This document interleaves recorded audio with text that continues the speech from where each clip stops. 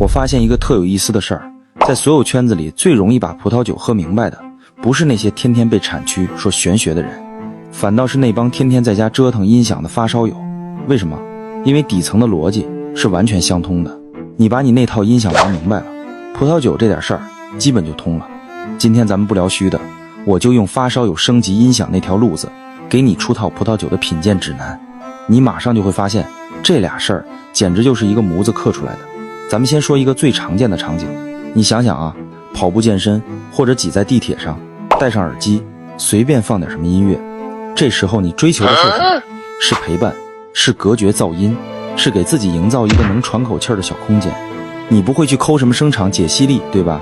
这就是口粮酒的生存哲学。它对应的就是咱们日常通勤用的蓝牙耳机，或者办公室里那对兢兢业业的小音响。它的任务不是惊艳你，而是恰到好处的陪伴你。几十块钱的普通餐酒就是为了这个场景而生的。周末朋友来家里小聚，或者晚上回家自己就着饭菜来一杯。它简单、直接、轻松。用3品来分析，它追求的是一种简明扼要的平衡。它的酸高频是清爽的，果味中频是直接的，干宁低频是柔和的，就像一首朗朗上口的流行歌曲，旋律简单，节奏明快。它的使命就是在你不需要动脑筋的时候，给你带来最直接的愉悦。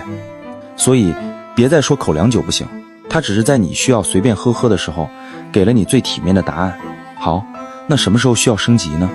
就是当你有了闲暇，想正经坐下来完整的听一张专辑的时候。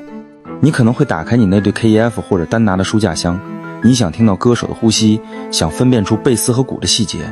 这时候你已经从被动接收转向了主动探索。葡萄酒世界里对应的就是精品酒，100元以上的酒就逐渐能带给你这种探索的乐趣了。比如一瓶来自波尔多右岸的圣艾美隆，或是一瓶意大利的超级托斯卡纳，这是大多数爱酒的人享受品质生活的甜区。这时候一个充满细节的新世界就此打开了。它的高频酸度是明亮且有光泽的，像丝带高音，瞬间点亮味蕾，但绝不尖锐。它的中频风味是清晰且富有层次的。都说好的书架香是听人生的利器，这杯酒也一样，你能清晰地品出成熟的果香。橡木桶的香草气息一层层铺开，像歌手那磁性温暖的嗓音。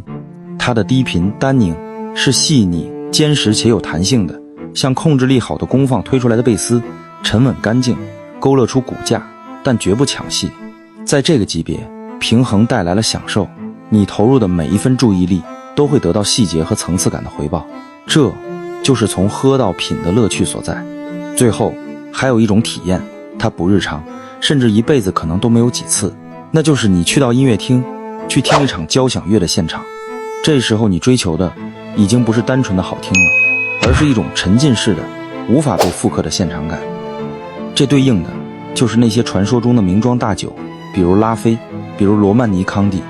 说白了，这些酒就不是为喝准备的，是为你人生里某个绝对不想忘记的闪着光的时刻准备的。它本身就是一件可以喝的艺术品。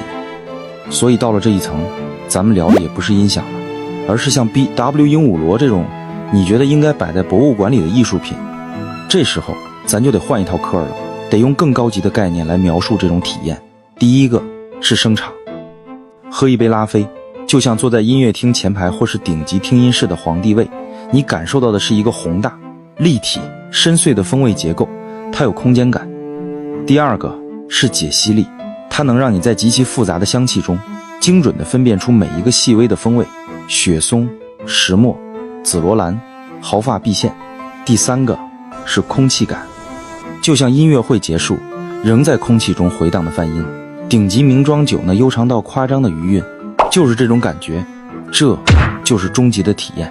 它不一定比你在周末下午舒服的听一张唱片更好，但它绝对是另一种维度的宏大、复杂、震撼的仪式感。所以你看，从通勤路上的蓝牙耳机，到周末午后的书架音箱，再到一生一次的音乐厅，从轻松易饮的口粮酒，到值得探索的精品酒，再到殿堂级的名庄酒，这里没有鄙视链，只有一套品鉴指南，对应着我们人生的不同场景、不同心情和不同需求。折腾这么多，不是为了分出个什么369等，而是为了能在每一个重要的时刻为自己选对那瓶恰如其分的背景音乐。你的品酒段位现在在哪一级？或者说你最享受哪一种体验？评论区聊聊。